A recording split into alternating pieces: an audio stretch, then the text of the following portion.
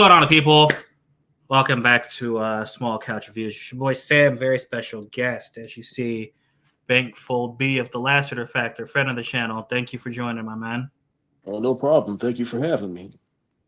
Yes. And so you just saw Weapons, like you said, on this past weekend. It's matinee. It's been out this weekend, so we're finally ready to talk spoilers. But it's interesting. Would you like to share with what you said in our little group chat about this movie? What you thought of it?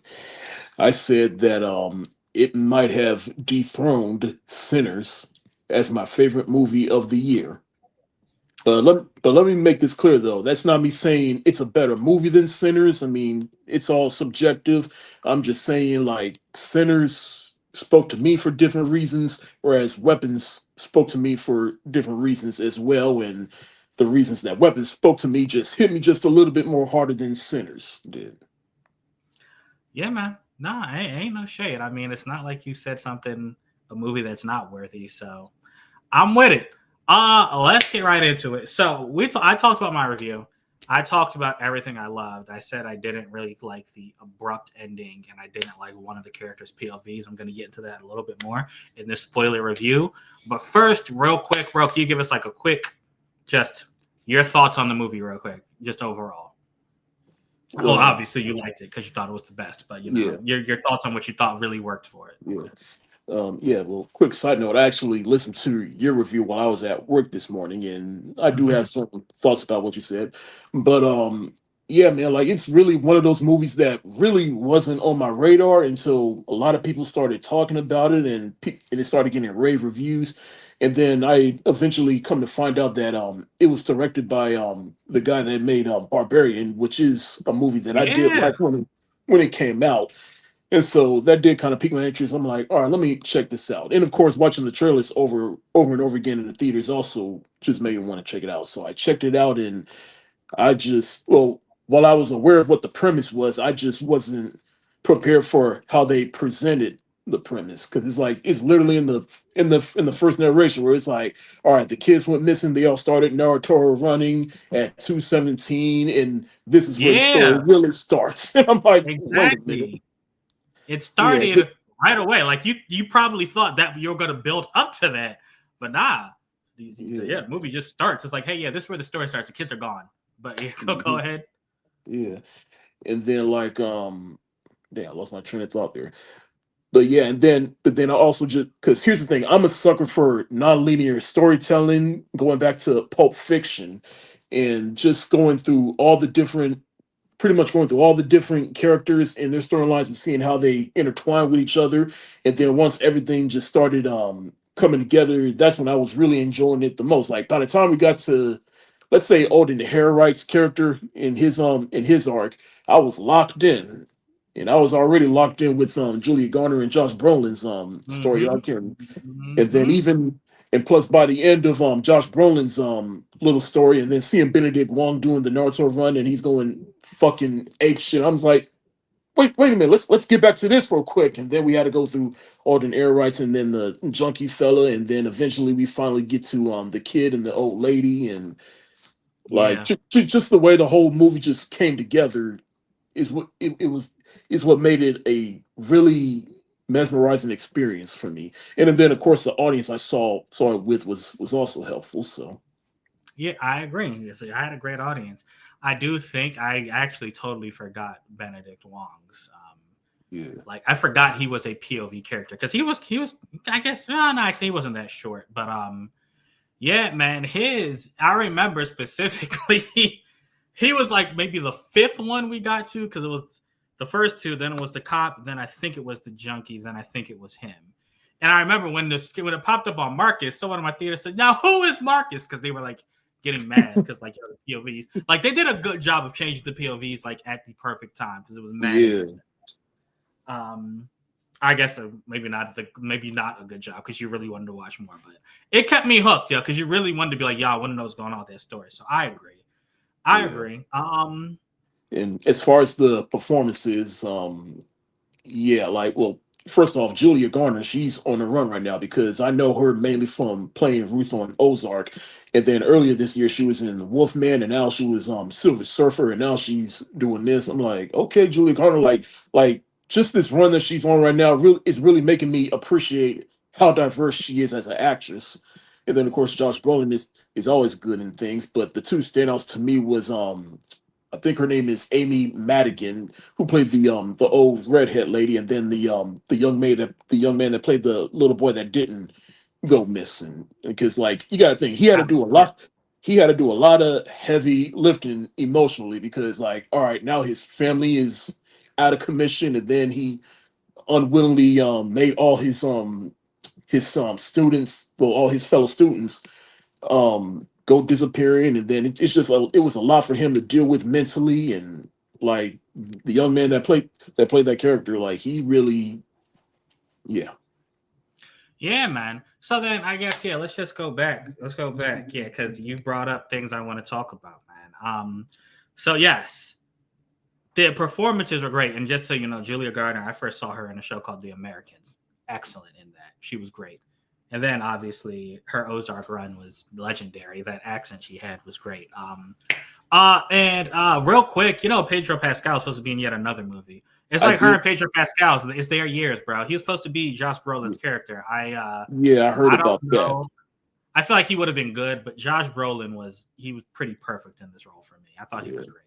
yeah. Um, I guess the universe said like, no, you're in too many things this year. So exactly. Like, nah, we can't. You reached your limit, bro. One movie per month, but mhm. one per month of the summer. But so yeah, man.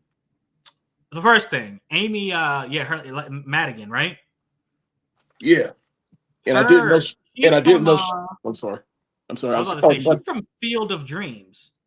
Like she's a great actress, and I didn't know who. So her and Alden, I didn't recognize them until after I had seen it. Until after I'd done my review, actually.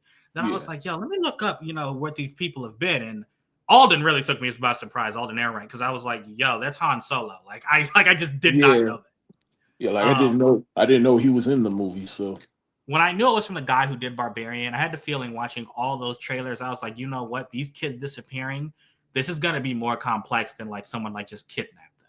I did not go the route of witchcraft, but I knew it was going to be more complex.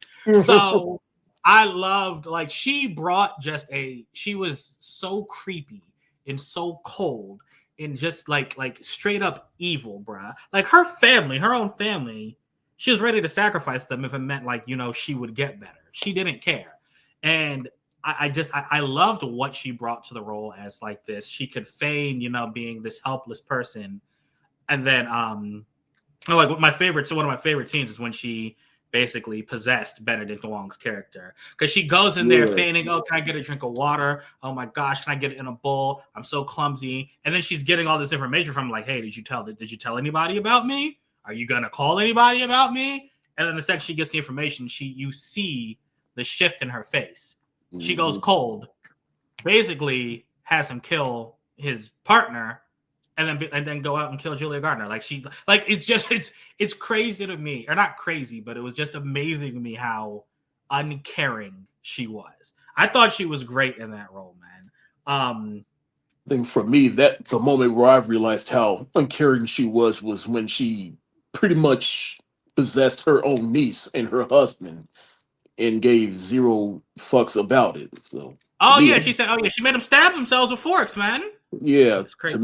to me, that's when I realized how cold she was. I mean, she was already cold, but it's like once she crossed that line, I was just like, this woman is crazy. Yeah, man, she was. She was great for the fear.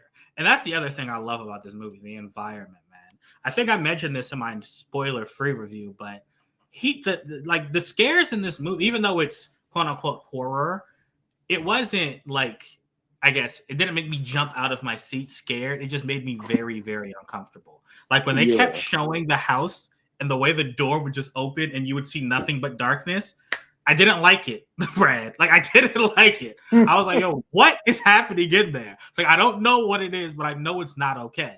Like when it opened the first time and then old girl came out with the scissors in her hands. Yeah, nah, yeah. man.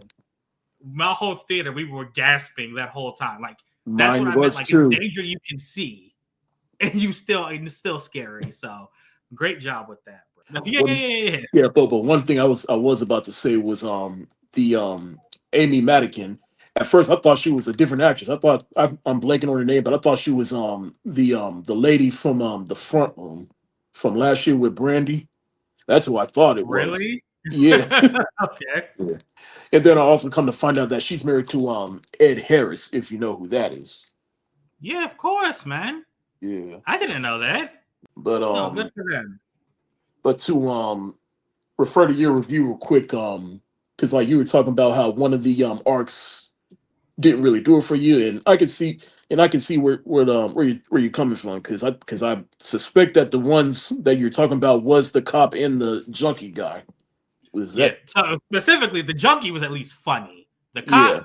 I was like, bro, what are we doing here? Especially when, in the end, he like it didn't amount to anything, man. Yeah, like that's what I was thinking too. Like as much as I like this movie, those were the two arcs that really didn't amount to anything. Like because like Like, Julia Garner's character that amount to something. Josh Brolin's mhm, character that amount to something. Even Benedict Wong's character that kind of amounted to something. But those were the exactly. two. I'm like I understand why they're here, but I feel like there is a more co let's say coherent way to get to where we need to get to by the end of their arcs or whatever. If you I understand. agree. So I felt so obviously their arcs were to show how they got to the house at that night, right? Or Yeah. at the end of the night.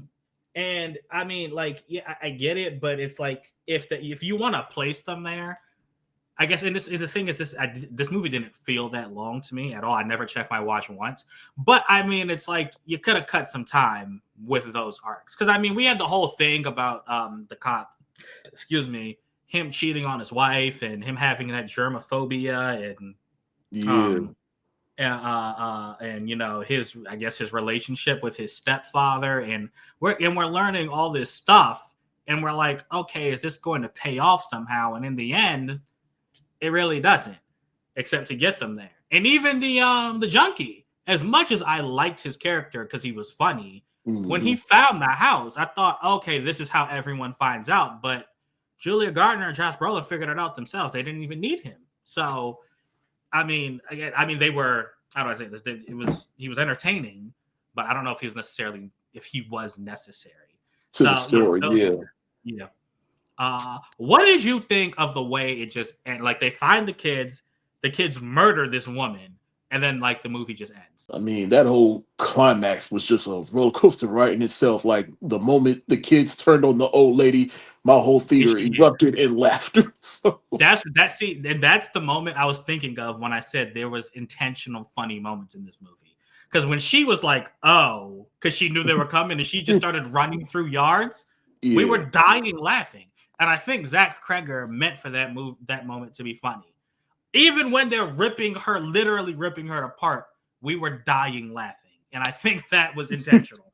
As far as how I feel about the movie just abruptly ending, Um, I guess I'm kind of split on it, mainly because it's like, how else was it going to end? And through the ending narration, it did give us some closure, but I feel like it didn't get us enough closure. Like with because like with the one little boy, all right, he's reunited with his parents, and they stop attacking him, and they say that he's still feeding them, but through a different means. So I guess that means is his parents are currently in a psych ward, and then the Yeah. other kid, and then the other, they said that the other kids eventually started talking again. So it's just like, Some of them started talking again, they yeah, said. yeah, because So yeah. I So I guess mean, from, oh, I'm sorry, I was I I was about feel. Oh, go ahead. Sorry. I guess I was hoping that by them breaking the curse, like everybody would just automatically just go back to normal. But I guess it don't. I guess it takes a few days, and I just wish that we could have at least seen that. But I also get it; they just leave it up to the audience. But go ahead. Yeah, no. So yeah, they leave it up to interpretation, and I'm not even mad at the fact that everyone. I guess some of them were left like catatonic. It Yeah. just felt like, yo, listen, look, Julia Gardner, she shoots the cop, Oh which yeah. now that I think about it, I guess I should have felt a little bit worse than I did because I didn't really care. But she shoots him, shoots the junkie. After Josh Brolin finds all the kids, and then like it might be, and she's walking upstairs to find Alex with his parents, right? And it might be 30 seconds after that, after she murders someone, the credits are rolling. So it's like I didn't have enough time to process that. I'm like, wait a minute. How is she doing? How is she okay? She just murdered 2 people. The whole town had blamed her. The kids are back. Or is she okay now? So I mean, I needed time to process that a little bit more. I wish the movie gave us a little bit more breathing room. I agree. I mean, I didn't mention that as a sour of mine, but I don't think it was enough to like bring the movie down for you. Yeah. So I talked about how Julia Gardner, her acting was just phenomenal as a person who seemed to like care about these kids, and not just like, it's weird because it's like you would think that she would care because everyone's blaming her, but she didn't seem to care that people were blaming her. She actually seemed to care that these kids were gone, right? Yeah. But she's messy, and that's what I liked about this movie. These characters, all of them are messy. There is no, I mean, I guess there is a right side and a wrong side, but there's no one who's like truly good, because as much as she may be a great teacher, she may care a little bit too much to a fault, like Benedict Wong said, where like she hugs children and gave one of them a ride home when she wasn't supposed to. But she's a great teacher, but in her private life, she's a homewrecker, like a purposeful homewrecker. Josh Brolin, his kid was a terrible little kid, yo. And apparently he wasn't that great a father, but you can see after he's gone, he's sleeping in his son's bed. He's clearly has some sort of strained his marriage somehow. And like, he's making mistakes at work, and he's obsessed with Julia Gardner and fighting these kids. So I like that the movie made these characters more than multidimensional. I mean, again, even the cop and the drug addicts, the drug addict, he was, a thief or whatever, and he seemed to be out for himself, but he also didn't seem to be like evil, if that makes sense. Like, he didn't seem to want to do wrong. As I'm saying this, it just makes me think that this is not his second movie, Zach Cregger, the director. In anyone else's hands, a movie like this would be so messy with all these different characters. I was just, and I'm going to talk about this later, I was just watching Anaconda. You saw that movie, right? Ice Cube? So after War of the World. I haven't seen Anaconda in years, but I'm probably where we watch it at some point. I know that movie's coming up on 30 years at some point, but War of the Worlds, less said the better. So I'll just say, I'm watching Anaconda. That movie has, I guess, 6 characters that kind of all play a role, and I can't remember any one of their names, right? Because like the movie's just bad. But this one has 6 POV characters plus a villain, and I remember everyone's name in this movie. Mm-hmm. And it's like, so I guess that just goes to show, when you have a competent director and a competent script, good things can happen. And that's really what I wanted to get across with this, man. Like, this movie, it needs to be seen. I think it should be purchased when it comes out on Blu-ray too. Man. Definitely. It's really, really good. Yeah. In fact, I like this more than Barbarian, to be honest. I'd have to go back and watch Barbarian again. Because, again, Barbarian, from the trailer, remember what you thought. I don't know if you remember the trailer, but you think that, what's his name, Skarsgård is the villain in that movie. He's in an Airbnb that this woman's supposed to be in. And then the movie turns into something just completely different. So yeah, I don't know, man. That one's hard. I do think that it was a lot more linear. Oh, can we shout out to Justin Long, who was in this movie too? Yo, when I saw him, I just started dying laughing. As he was a dad that Josh Brolin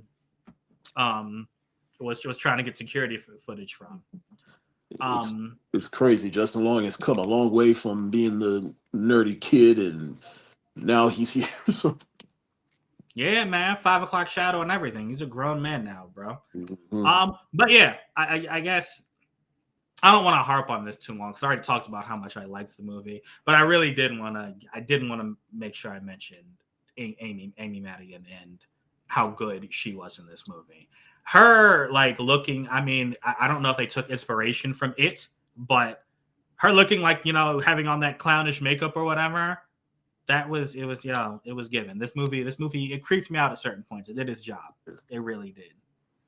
I think what's crazy for me is like I've seen only one trailer for the movie, and Mm-hmm. I had basically that character. Well, I don't remember seeing her in the trailer, but I've had that character spoiled for me on social media, and everybody was talking about how she gave the best performance, and then I'm like, you're the reason all this shit is happening in the movie, so you're automatically on the top of my suspect list, and sure enough, she was.